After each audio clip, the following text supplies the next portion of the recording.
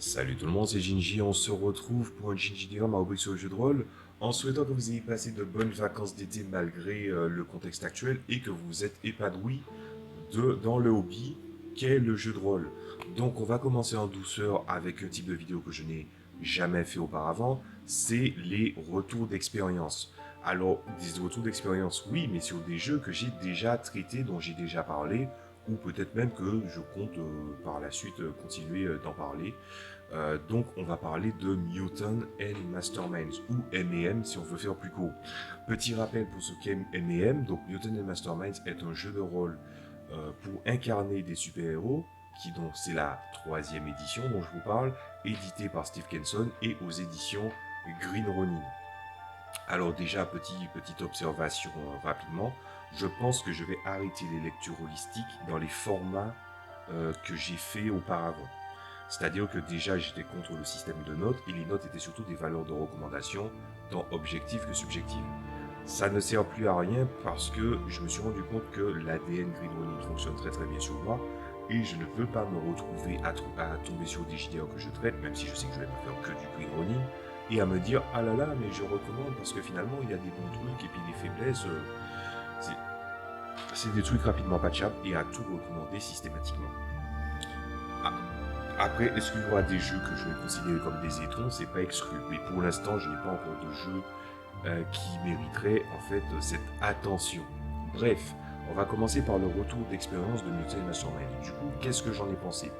Je ne pensais pas que j'allais autant jouer à Mutant Masterminds. C'est-à-dire que pour moi, je l'ai acheté, j'ai eu toute la gamme, j'ai toute la gamme. Je me suis dit, bon, ben oui, mais à quel moment j'aurai le temps de jouer ça? Et finalement, je me suis rendu compte que oui, j'avais bel et bien le temps de le jouer. Mais on va quand même parler de l'expérience théorique et de l'expérience pratique. Alors, l'expérience théorique, j'avais créé en pratique, on va parler de la pratique en premier, j'avais créé des Monstermon parce qu'ils avaient dit dans le supplément Hero High que tu pouvais créer un setting des enfants qui avaient des monstres spéciaux, en gros des Monstermon. Ça fonctionne bien, ça fonctionne très très bien. Pour prouver ça, j'ai fait une campagne de 6 sessions où j'ai adapté Pokémon pour Mutant and Masterminds. Le truc était fat, il y a 900 Pokémon, évidemment je les ai pas tous adaptés, j'en ai adapté 62, mais c'était une très très bonne expérience. Je pense que si jamais je dois faire un retour d'expérience sur mon travail de Monstermon, tout ça, ça serait dans une vidéo à part. Mais en tout cas, je l'ai fait. Ensuite, j'ai fait un one-shot avant ça, quelques mois avant ça, je crois 3-4 mois avant ça, où les joueurs se sont fait sécher en deux scènes à peu près. Voilà, c'est la première fois que les joueurs échouaient à un one-shot, donc ils ne gagnaient pas. Ça veut dire ce que ça veut dire. En tout cas, c'était pas dû à la difficulté. Et là, je suis en train de faire un setting, une campagne dans un setting qui est en fait... donc j'utilise mes livres principaux. C'est quoi? C'est le livre de base, pour pouvoir commencer, donc c'est logique. Mais le supplément Hero High, pour jouer de jeunes super-héros, et le supplément Super Team. Voilà. Donc là, dans le contexte, ils pouvaient choisir à quelle époque ils commençaient. Et moi, j'ai décidé de m'inspirer de Hero High pour les faire jouer des jeunes adultes, des gens qui sont à l'université. Et pour l'instant, ça se passe très très bien, mais certains ont perdu leur perso, donc ils sont obligés d'en recommencer d'autres. Voilà. Donc ça, c'est pour la partie pratique. Maintenant, la théorie. Alors, j'ai lu le livre de base 14 fois, j'ai lu le livre Hero High 3 fois, j'ai lu le livre Super Team une fois, j'ai lu le livre de Gadget une fois, mais je le refeuille souvent parce que c'est un livre qui te donne des bases de pouvoir ou des explications sur de nouvelles règles concernant les gadgets, les bases, les véhicules. Le livre Power Profile, c'est idem. Je l'ai lu une fois en entier. J'en ai même pris plus de plaisir que le livre des gadgets, faut l'avouer. Le livre du maître de jeu, je l'ai lu aussi 3 fois. Le livre supplément Espace, Galaxie et au-delà, je l'ai lu une fois. J'avais commencé le livre du surnaturel, mais je trouvais que le visuel n'était pas terrible et que ce n'était pas forcément quelque chose auquel j'avais spécialement besoin. Donc voilà. Est-ce que j'ai tout dit? Oui, je crois que j'ai tout dit. Donc, du coup, quelles sont mes observations sur le jeu Mutant Mastermind? Alors déjà, un des gros avantages, c'est que déjà au niveau des sessions, tu peux faire des sessions en temps limité. C'est-à-dire que un des trucs avec Mutant Mastermind, c'est que moi j'écris et aussi il est conseillé de travailler les sessions comme si c'était des issues. Donc des petites séries, chaque épisode, ce genre de choses-là. Et le format épisodique est très très bien parce qu'en fait, si vous avez un temps de jeu limité, le format épisodique il est génial parce que non seulement en peu de temps, mes sessions c'est 3 heures, j'ai même déjà fait des sessions de 2 heures parce qu'on est resté à 1 heure à parler comme des pipelettes. Donc des sessions de 2 à 3 heures, peut-être même en dessous si vous êtes rapide, ben, il y a moyen que vous fassiez d'excellentes parties, des parties de qualité. Et le truc, c'est que si vraiment vous voulez aller plus loin, forcément en 3 heures, vous aurez le temps de vivre des aventures, de découvrir un élément important dans l'arc narratif dans lequel vous êtes, et peut-être même atteindre au climax. Donc continuer la session au-delà de ça, ça fera que finalement la partie va s'éventer. Et vaut surtout mieux que ça n'arrive pas. Donc du coup, ça fonctionne bien. Évidemment, le format one-shot, il est très très engageant. Voilà, ça je pense que c'est plutôt pas mal. Ensuite, qu'est-ce que je peux dire là-dessus?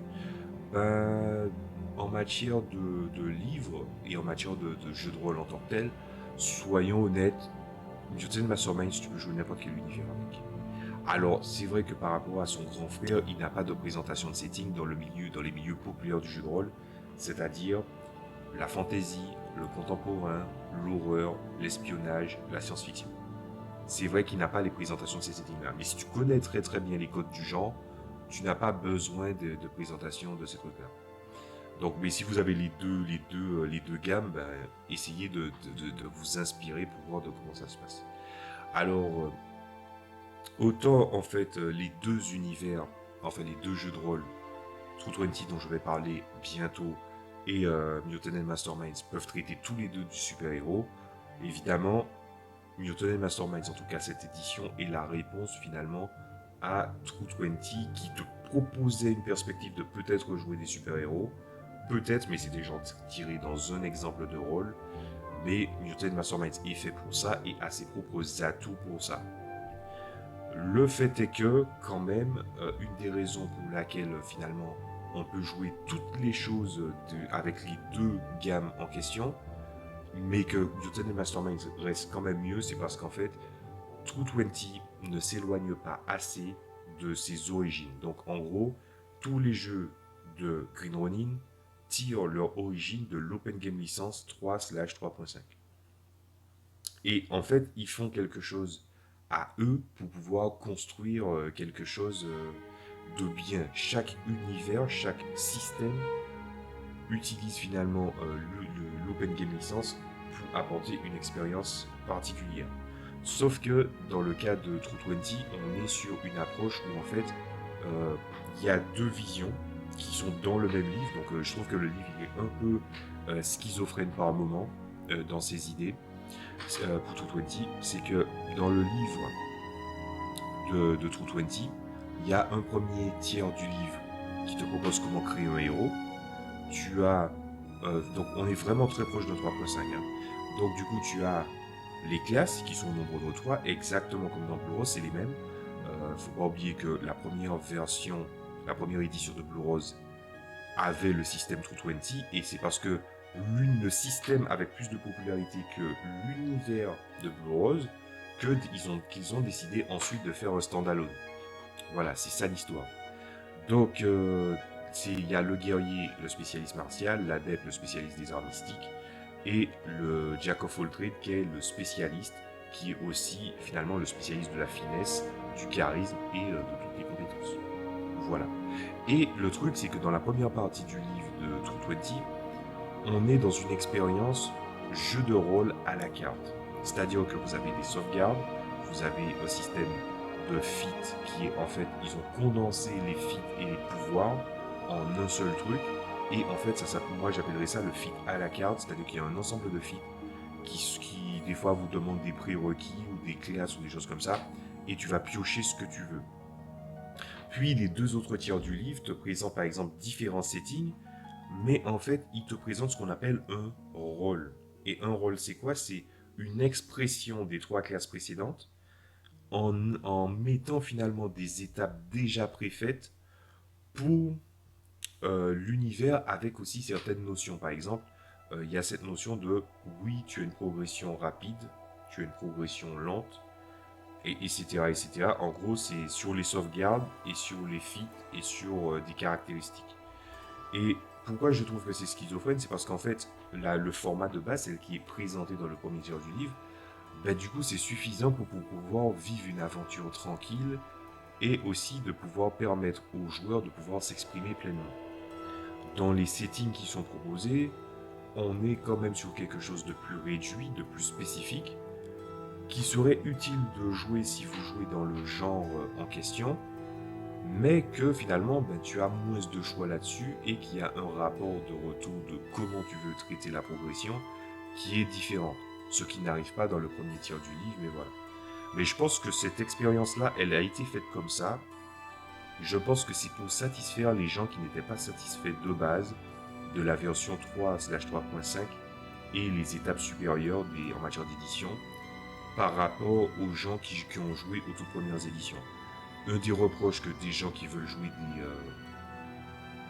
des expériences tabletop un petit peu à l'ancienne comme les premiers Donjons et Dragons, ils te disent les combats ben, c'est moins vénère, on est beaucoup plus résistant, que les mécaniques bon, elles étaient assez peu permissives, mais du coup ça permettait justement que chacun ait son rôle. Je pense que c'était pour satisfaire ce public-là.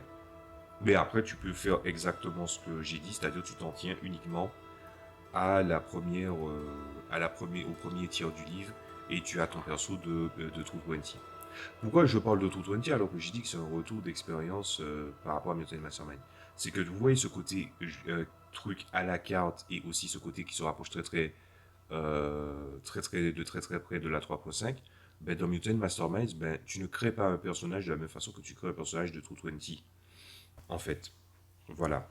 Dans, dans, euh, dans Mutant Masterminds, on va dire MM parce que c'est plus court, on est dans une approche de création qui, justement, va être le point le plus important de mon retour d'expérience. Vous savez, il y a une logique empirique dans notre façon de lire un livre de jeu de rôle. Malgré cette expression qui a l'air un peu pompeuse et qui pourrait être mal interprétée, ce que je veux dire par là, c'est qu'on a une façon spécifique de lire des jeux de rôle. Et quand on va tomber sur un livre exactement comme Mutant Masterminds, n'a pas d'étape de comment créer un perso, tu vas essayer de le traiter en fonction de l'ordre des catégories qui va composer le personnage pour essayer de savoir ce qu'il faut faire. C'est une logique qui est un peu particulière, il faut l'avouer, mais malheureusement, ça va vous induire en erreur. Commencer par la première facette qui vous est présentée dans Mutant Mastermind est une erreur. Quand tu crées un personnage de Mutant Mastermind, tu dois aller dans le sens des idées que tu as avec ton perso, plutôt que dans l'ordre des sections qui vous sont présentées. Et quelle est la première section qui t'est présentée? C'est les caractéristiques. Ce qui, selon moi, est un énorme problème. Je vais vous expliquer. En gros, les caractéristiques sont très très circonstanciées. Pour plein de raisons. Déjà, la première, c'est que vous n'utilisez pas systématiquement les caractéristiques et que les caractéristiques se font dans le prolongement des compétences. C'est vraiment comme de la 3.5, donc vous avez compétences plus caractéristiques associées. Jusque-là, il n'y a pas de problème. Par contre, est-ce que les caractéristiques vont influer des pouvoirs? La réponse est non. En fait, c'est certains pouvoirs et certaines façons de jouer qui vont utiliser les caractéristiques principales, voilà, mais pas toutes. C'est vraiment certaines. On va prendre les exemples les plus flagrants, et qui sont probablement les seuls exemples, c'est les armes de contact. Tu as une arme de contact, pour ton seuil de réussite, tu choisis la caractéristique combat, pour les dégâts additionnels, c'est la caractéristique force. Clair, net, simple, précis. Les armes à distance. les dégâts et la portée, c'est le même rang, en général. Sauf s'il y a un truc qui s'appelle Extended Range dans les spécificités de l'arme. Mais voilà, tu sais que les armes sont calibrées sur les dégâts et sur sa portée. C'est pour ça que par exemple, des gens vont se dire oui, mais il faut arrêter de penser de façon, comment dire ça, de façon finalement filmographique, que oui, un sniper abat quelqu'un d'un coup. Ils n'ont même pas pensé à ça. C'est-à-dire que l'arme, elle a une portée. Ils ont décidé que la portée et les dégâts, c'était la même chose. C'est le même rang, en fait. Et du coup, ben, ça t'évite d'aller chercher énormément de caractéristiques. On est sur vraiment quelque chose d'épuré. Ah ben, les armes, dans leur seuil de réussite, c'est la caractéristique dextérité. Pour les dégâts et la portée, c'est spécifié sur l'arme. C'est les seules exceptions qu'il y a.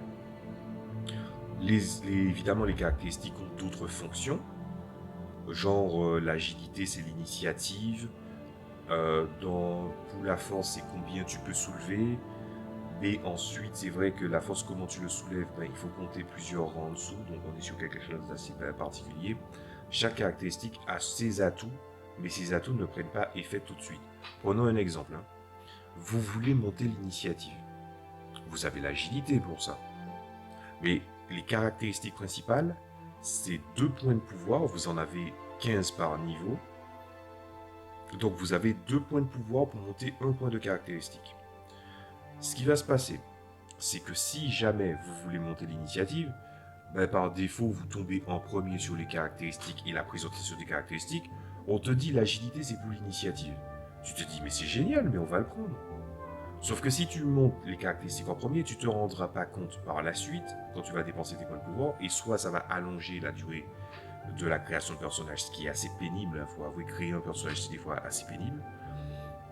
Pas pour Mutant Mastermind si tu sais ce que tu dois faire, mais c'est vrai que si tu dois vraiment faire quelque chose de complet et de chiadé, il faut vraiment commencer à chercher un peu à droite à gauche. Ben, du coup, tu vas monter l'agilité, sauf qu'il y a un avantage qui s'appelle Improve Initiative, ça te coûte 1 point de pouvoir et tu gagnes 4 points d'initiative. Donc pourquoi mettre le point en agilité alors que c'est juste une valeur additionnelle? Les caractéristiques ont une notion principalement qui est additionnelle. Et donc tu peux faire toutes les étapes comme tu veux, mais un conseil que j'ai à donner, ne commencez pas par les caractéristiques, ça va fausser le personnage. Vous voulez faire une espèce d'homme-chat extraterrestre qui est un ancien gladiateur, prenez son arme, prenez son armure, prenez les choses qui ont l'air surnaturelles dans la catégorie pouvoir, et ensuite vous allez monter les caractéristiques, vous allez prendre les compétences et les avantages, et ensuite vous mettez les caractéristiques qui semblent être logiques selon vous. Voilà. Si vous avez envie de créer un gars qui en fait projette des rayons de force un peu comme un Green Lantern, il peut même construire des constructs, sauf que il ne peut pas créer de bouclier pour lui, mais quand il lance ce pouvoir, ben, l'énergie résiduelle lui accorde 1 de protection. Ben, à ce moment-là, tu le mets dans les pouvoirs. Les caractéristiques viennent ensuite. Mais pourtant, c'est le premier truc qui t'est montré. Donc, c'est quelque chose d'assez particulier là-dessus. Donc, ça, c'est une de mes observations principales. Et je pense qu'on va arriver à la dernière partie, qui est qu'est-ce que je pense des settings. Est-ce que vraiment, on peut vraiment tout jouer avec Mutant et Mastermind, avec M&M? Je pense qu'on peut tout jouer avec. Alors, évidemment, il y a des tests que j'ai fait de visuel ou d'imagination, et souvent ça me donne raison. Pour Pokémon, c'était le cas. J'avais une idée, je savais comment les règles fonctionnaient, je savais comment les systèmes fonctionnaient. Pokémon, ça a été faisable. Et si Pokémon a été faisable, le reste aussi. C'est pas, je dis pas ça par raccourci, je dis ça vraiment en ayant pensé le truc. Par exemple, j'ai pensé à 40K, l'univers de Warhammer 40 000. Moi, je vais pas dire que je déteste l'univers de 40K, je l'aime bien. Mais mon problème, c'est que la race vitrine, c'est les humains et par extension l'Imperium, ben c'est souvent ce qui est joué. Donc du coup, ça m'a toujours cassé les couilles. C'est pour ça que j'avais adapté à l'époque Warhammer 40 000 sur le W système de luxe. Est-ce qu'on peut le faire via Mutant and Masterminds, via M&M? La réponse est oui. Et je dirais même c'est très très facilement faisable. Le truc, c'est que en fait, tu n'as juste qu'à t'en tenir à la perception du jeu et du rang représenté et ça fonctionne. En gros, pour vous expliquer, 0, vous êtes un adulte normalement constitué et en fait, d'une échelle de 1 à 5, vous êtes un être humain avec des performances dans la normale. Au-dessus de 5, vous savez que c'est au-dessus de la normale. Donc, comment envisager en fait un Space Marine? Il faut l'envisager par défaut au-dessus de 5 au vu de ses performances. Ensuite, les organes, les différents trucs, les différentes spécificités, vous allez les gérer ou ce genre de choses-là. Donc du coup, pour gérer les véhicules, pour gérer les armes, pour gérer les armures, pour gérer les dotations, tout ça, même si je dois avouer que je préfère de loin le W système de luxe, mais c'est normal parce qu'en fait, j'essayais d'authentifier via un travail de recherche sur les wikis quelle est la performance de chaque arme, et ça fonctionnait. Dans Mutant and Mastermind, les choses sont déjà préfaites si tu as toute la gamme. Même si j'ai toute la gamme, je dois avouer que je préférais le jeu sur le W système de luxe. Et comme ça te permettrait de jouer énormément de trucs. Donc déjà, Pokémon, c'est faisable. Warhammer 40 000, c'est faisable. Moi, je me disais, est-ce qu'on peut pas faire un univers de manga pour Mutant and Mastermind, par exemple? Moi, j'ai pensé à Yu Yu Hakusho. Parce que c'est une série qui est en fait inégale dans les thèmes abordés parce qu'il y a eu énormément de virages, mais dans la hiérarchisation de ce qui est possible de voir et l'extension de l'univers qui se découvre au fur et à mesure des arcs, Yu Yu Hakusho était un très très bon exemple de manga qu'on pourrait adapter. C'est faisable. C'est faisable. J'ai essayé de faire par exemple le personnage qui s'appelle Yei de tête et j'ai réussi. Et j'ai réussi sans aucune difficulté. Donc, je pense que tous les univers s'y prêtent. Le seul truc que j'aurais à dire, c'est si vraiment vous voulez jouer du super-héros, évidemment, c'est Mutant Mastermind ce qu'il vous faut. Et si vous voulez jouer vraiment plein de settings différents et que vous n'avez pas envie de vous encombrer avec des tonnes de systèmes, si vous connaissez les genres de ce que vous jouez et que vous savez quantifier ce qui est présent, par exemple dans Dragon Ball, ce genre de choses-là, mais on va parler du bon Dragon Ball, hein, pas le point où finalement le ki, ben, quand tu as une certaine quantité, ben, le principe d'un pouvoir même se retrouve annulé. Mais si vraiment vous voulez du bon Dragon Ball, c'est-à-dire jusqu'à fin Arc Namek, c'est largement faisable, par exemple. Donc je me suis rendu compte que je pouvais faire énormément de choses avec M&M. Voilà, j'essaie de voir s'il n'y a pas un dernier truc que j'aurais oublié. Ouais, j'ai déjà dit pour le truc que la caractéristique t'induit en erreur.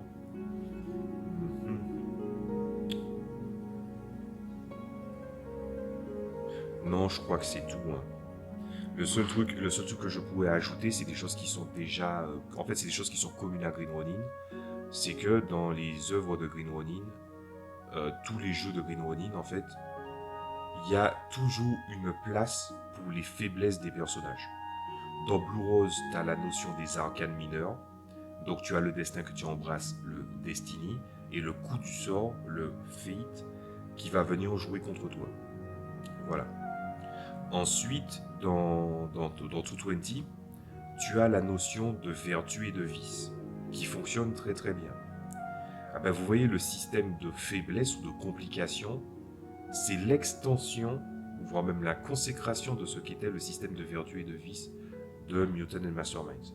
Vos personnages ont des faiblesses, et quand on vous dit de créer des personnages, on vous dit de le créer toujours avec 1 à 3 faiblesses. Pour Mutant and Mastermind. Il faudrait le lire, ils auraient dû mettre vraiment en exergue, dans un encadré, d'une couleur spécifique pour que les gens se rendent compte de ça. Parce que moi, je l'avais survolé un moment. Et le fait est que ce truc-là est obligé d'être là, parce que ça deviendra un atout pour le maître de jeu, pour pouvoir donner du volume à certaines histoires. Et d'ailleurs, tu peux même mettre des complications qui sont vraiment de grosses faiblesses et prétendent ensuite à une déduction de points. Par exemple, si tu mets vulnérable au feu, bah, par exemple, tu peux avoir une déduction de 15 points puisqu'il y a certaines vulnérabilités, enfin il y a certaines forces et résistance, voire même immunité, qui sont aux alentours de 10-15 points, ben en fait, t'as qu'à prendre le pendant inverse, tu mets ton personnage est vulnérable au feu, tu as une déduction de 10 à 15 points, et à ce moment-là, tu le répartis ailleurs. Donc ça, c'est un truc qui est assez sympa, c'est que finalement, c'est exactement, je faisais la remarque justement à mes joueurs pas plus tard qu'hier, et dont j'avais déjà observé le truc, c'est que dans M&M et dans tous les jeux de Green déjà, je suis très en accord avec ces jeux-là parce que ces jeux-là suivent la ligne directrice que moi je suis pour mes JDR et à la conclusion à laquelle je suis arrivé. En gros, comment dire ça, l'optimisation, c'est pas aller chercher des choses dans tel ou tel livre, comme un Donjons et Dragons 5e édition par exemple. La quête empirique de vouloir faire le meilleur truc possible. L'optimisation, dans tous mes jeux de rôle et dans tous les jeux de rôle de Green Ronin, c'est de jouer la meilleure version du perso que tu as joué. Le monde est tellement vaste que tu peux pas tout couvrir. Donc tu es obligé de faire des choix. Et tu dois pas faire des choix en fonction du monde que tu as en face de toi. Tu dois faire des choix en fonction de ce que tu as envie de jouer, ou des thématiques que tu as envie de traiter, ou encore de l'aventure que tu as envie de vivre avec ce personnage-là. Et ça, c'est quelque chose qui me touche beaucoup, notamment quand j'ai fait le retour d'expérience, pas le retour d'expérience, mais le bilan holistique des 3 dernières années sur la chaîne. C'est encore en vidéo, c'est à présent sur la chaîne. J'avais dit que je me suis rendu compte que quand je jouais à un jeu de rôle, il y a les 3 valeurs essentielles de ce qu'est un joueur est important. Donc du coup, la présence, la capacité de faire sien l'univers, le joueur et sa capacité de faire sien l'univers, et la plus-value. Et j'avais dit que s'il y a bien un truc que je veux à tout prix dans mes jeux de rôle, c'est du drame, c'est de la romance, et aussi de la sexualité, mais pas dans le sens de l'acte seulement, c'est le comportement social qu'il y a autour. Et tous les jeux de Green Ronin, surtout Blue Rose, dont je vais parler bientôt, permet de couvrir tout ça. Donc j'ai envie de dire bravo le veau, c'est un excellent jeu. Je pense que je vais lire les autres livres de supplément, ou bien même vous les montrer, parce qu'il y a des livres, vaut mieux les parcourir plutôt que de donner un avis. Et il y a des livres, il faut vraiment donner un avis là-dessus. Mais en tout cas, une chose est sûre, c'est que Mutant Mastermind, excellente surprise. Et c'est vrai aussi qu'il y avait un petit truc que je n'ai pas à signaler, mais à l'échelle mondiale, des jeux de rôle qui permettaient de traiter avec efficacité des jeux de rôle de super-héros, ça n'existait pas. Attention, il y a bel et bien eu des jeux de super-héros, mais ils étaient soit trop simples et la modularité était nulle à chier, soit trop complexes pour trop couvrir certaines choses. Je suis passé par le Hero System avant de décider de jouer à Mutant Mastermind, et je peux clairement en témoigner. Donc, on peut vraiment dire qu'on est face à un excellent jeu. Donc, franchement, c'était génial. Bien, ben dans ce cas, moi, ce que je vous propose, c'est qu'on se quitte ici. Si vous avez des questions concernant Mutant Mastermind sur des suppléments ou sur le genre lui-même, n'hésitez pas à faire des remarques en commentaire. Je n'hésiterai pas à répondre là-dessus et même faire une vidéo réponse si le sujet est un peu long. Alors, qu'est-ce qui est à venir sur cette chaîne, en sachant que j'avais fait quand même une pause de quelques mois, un peu contre mon gré, c'est vrai, il y a eu pas mal de couilles de mon côté. Alors, ce que je vais faire, c'est que je vais déjà parler de Blue Rose, en tout cas je vais essayer. Je vais aussi parler du lien entre le catch et le JDR. Ça fait 1 an que j'ai dit que ça fait depuis 1 an que je devais le traiter, je ne l'ai pas traité. Et en matière d'actualité catchesque dans cette année-là, on n'a eu que du bon truc. C'est l'été catchesque le plus génial que j'ai vécu, on va le dire.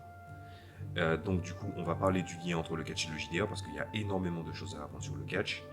Donc, on va parler de Blue Rose, on va parler de catch, et aussi, je pense qu'il y a des chances qu'on parle aussi de jouer un personnage pacifique ou pacifiste, c'est possible, à condition que... Voilà. Là, d'habitude, je dis, je préfère ne pas trop me mettre de la pression pour pouvoir sortir des trucs, mais maintenant que je l'ai dit officiellement, je suis obligé de le faire. Donc je vous dis à bientôt pour d'autres vidéos. C'était Ginji, salut à tous.